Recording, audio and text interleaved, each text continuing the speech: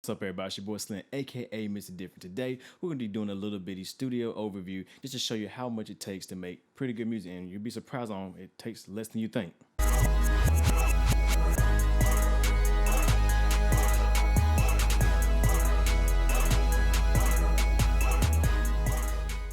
Hey everybody, how y'all doing? I know it's been a long time since I made a video, and I'm sorry if I look a little rough. You know, hardworking man, be doing a lot going on, but y'all ain't come here to look at my beauty. I came to see the video. But today I just want to do a little studio overview because it's been about a year or so since I did one of these, and I had got some new equipment, and I gotten less equipment than I used to have. So I just want to do a little overview and show you what I use to make music. So hopefully it'll give you an idea of what you need to get started in making beats, recording music, or doing whatever you want to do, you know, music related, because it's like I said, it's less than you think.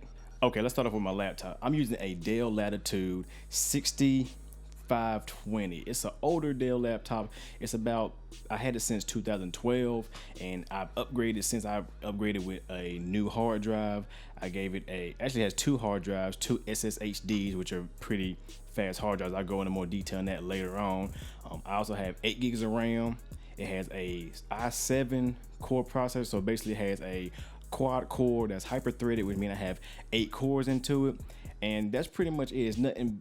It's not an amazing laptop, but it gets the job done. And I believe if you're gonna do music, you at least need a laptop that's a quad core with at least no less than 4 gigs of RAM, because that's really the minimum you need to make good music. You know, to add a lot of plugins and, you know, also run your operating system and stuff of that nature.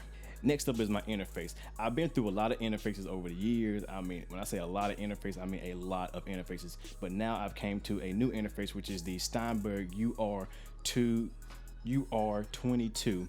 I'm sorry, I'm looking at my notes if you're wondering, but it is a very small interface. It's really comparable to my Focusrite I used to have, the 2i2. You checked in my last videos, but my Focusrite died out of nowhere. But this one's basically the same interface. Has 2 inputs, XLR combo jacks. It has 2 outputs, which are, you know, the 1/4 inch for the speakers. It also this one comes with MIDI, which I really do like. It has a blend mix now, so you can hear your input signal mixed with your DAW signal, so you can monitor yourself and, you know, get the right level. So, you know, if you've got artists who like to hear themselves record back, it's a very good interface. And it has 1 headphone jack, which is pretty loud compared to a lot of interfaces of this price point. It's about 150.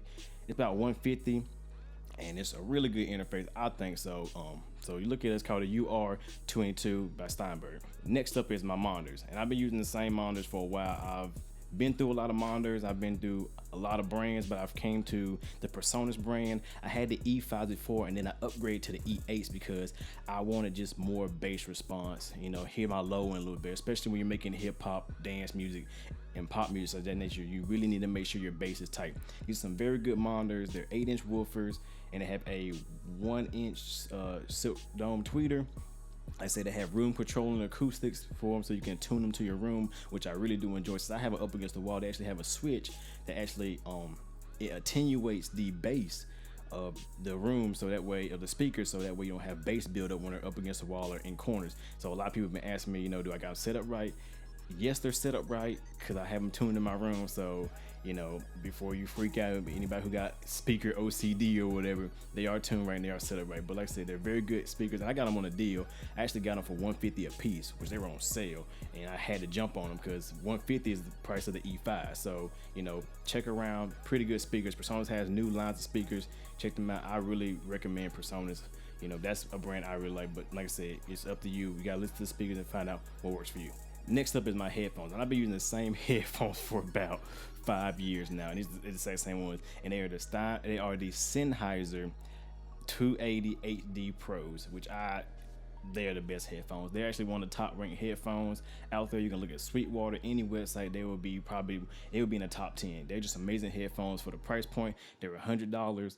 You probably find them cheap on Amazon, eBay, wherever, but they're just super flat, super accurate. Like I said, they don't really have a lot of bass or really high end, but I mean, I mix out of them a lot, and 9 out of 10 times after I take it to somewhere else, it sounds exactly the way it sounds. It sounds the exact same on, you know, other headphones, in the car, in you know, iPods and stuff like that. They're great headphones. So I would definitely check them out. They're called the Sennheiser 280 HD Pros, and like I said, I recommend them, like best headphones out there in my opinion. So, but like I said, listen to them yourself and judge for yourself. And also with my headphones, I use a headphone amp because although the headphone amp in the UR22 is very good, I like to have an external one for a couple of reasons. For one, if I have another artist, he can plug his headphones up and adjust his headphone volume for himself, because I like to have a certain headphone volume compared to artists. And two, it just gives that extra bit of like amplification to my headphones to get them that much louder, because I like to mix very low.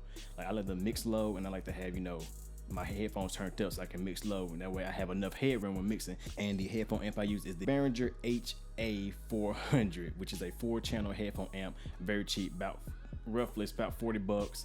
I think, I'm not sure, I bought on Amazon, so it's about $40. Great headphone amp. It's not no amazing headphone amp. It adds a little bit of little bit more low end clarity to the track, but like I said, they're just great headphone amp. Like I said, it gives you 4 channels of headphone amp, so I say you have up to 4 headphones plugged up to it and have individual volumes going to them. So I highly suggest, if you want to mix low, I suggest getting a headphone amp. You don't have to get the Behringer one, that's just the one I picked. So look around and find out what's out there. Next up is my microphone. A lot of people want to know a microphone, and it's this bad boy right here, if you can see it, but it is the AKG P220, which is just a simple condenser microphone. Has no different polar patterns. It has a low cut filter at about 80 hertz, I think 80 to 90 hertz, and it has a dB pad which goes to negative 20 hertz, 20 dB, my bad. If you just want to, you're using a loud, you got somebody just screaming to the microphone, like guitar cabinet, something like that. Great microphone. Right now you're hearing the audio coming through it, so this is what it sounds like.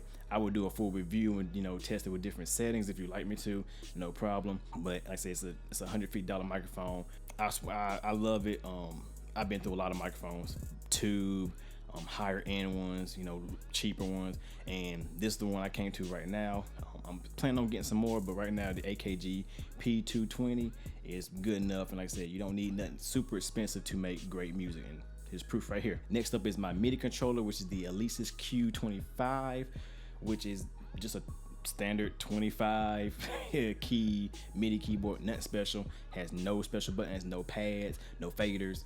It's just a MIDI keyboard, simple, because it helps me play my keys, and it's very compact. So if I need to travel with it, it's great. I love it. It's plug and play. It also has MIDI connection. It also has a sustain pedal connection also.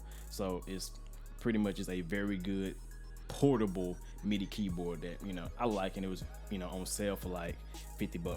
So I bought it because not being cheap, but just because I didn't really need a big keyboard with all the knobs and everything on it. I just need a MIDI keyboard, and that's simple. It helps me make my beats, and that's all that matters. And last but not least is the hard drive. I have 4 different hard drives, all Western Digital. I have 2 internal, which are SSHDs, like I said previously, which are they're just as fast as SSDs, but they have the capacity of regular mechanical hard drives. And I have 2 externals, one 4 terabyte and one 1 terabyte. The 4 terabyte is my in-house, the one that stays in my studio at all times, which has a lot of different files, plugins, softwares, installers, all that. On the 1 terabyte, I have a bunch of my VSTs on, so if I need to take my studio somewhere else, I just take that 1 terabyte hard drive, plug it up, and I have all my VSTs from my bigger hard drive. That way I can still use all my native instruments, all the plugins I bought, and everything like that, just so I can mix and record on the go. Like if I'm at a hotel or at another studio or whatever, I still have all my plugins to make beats and whatnot.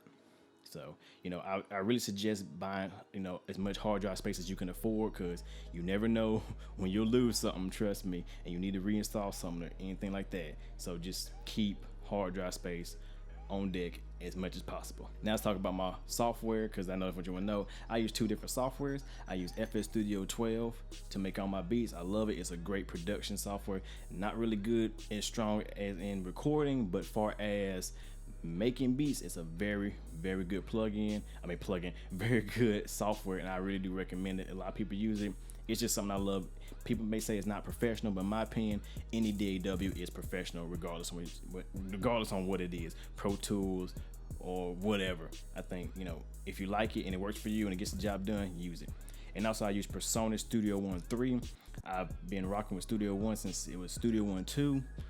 and I love it. It's a great software. Like I said, I'm a big PreSonus fan, and it's great for recording. I love how you can record, you can make the beats, you can record the beats, then you can go into mastering, which you can, you know, set all your metadata and all that and go back and forth seamlessly through your mix and your master and touch it up, and it's just amazing. Like when it comes to making a full CD, like I just did an EP on it, one of my homeboys EPs, and we recorded everything, sent it over to the mastering phase, did all the metadata and all that, you know, put the artwork and all that in there, you know, mastered it, burnt a CD, a digital copy and everything, like just in one software without having to bounce back and forth through software. So I really recommend it if you can afford it.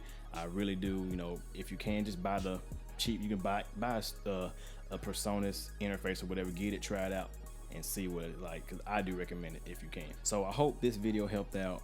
Like I said, this is a small little overview of what I use, and as you see, my studio is not really that expensive. I mean, it's probably about $1,000 into my studio at the most. You know, I've been through a lot more studios, so I dropped a lot of cash on equipment, but I just toned it down because really you don't need a lot to make good music. So don't let, you know, buying, you know, having high-end equipment prevent you from making good music. You should just, you know, figure out what do you need, what do you want to do, and just price around, because you'd be surprised if you know how to mix and master and all that, you can make great music with anything. I promise you. You know, you can take $500, $300 and get a professional studio, and you know, nobody will never know. So I hope this helped out. You know, I hope you enjoyed the video. Like I said, I am going to be making more videos as usual. So, you know, I just want to give you a little update because a lot of people are asking what I use and wanting some questions about it. So with that being said, y'all know who it is. Slim, aka Mr.Different, not motivated by money, but the likes, comments, subscribes, and views. So I hope y'all enjoyed this video, and I will see y'all in the next video. Have a good one.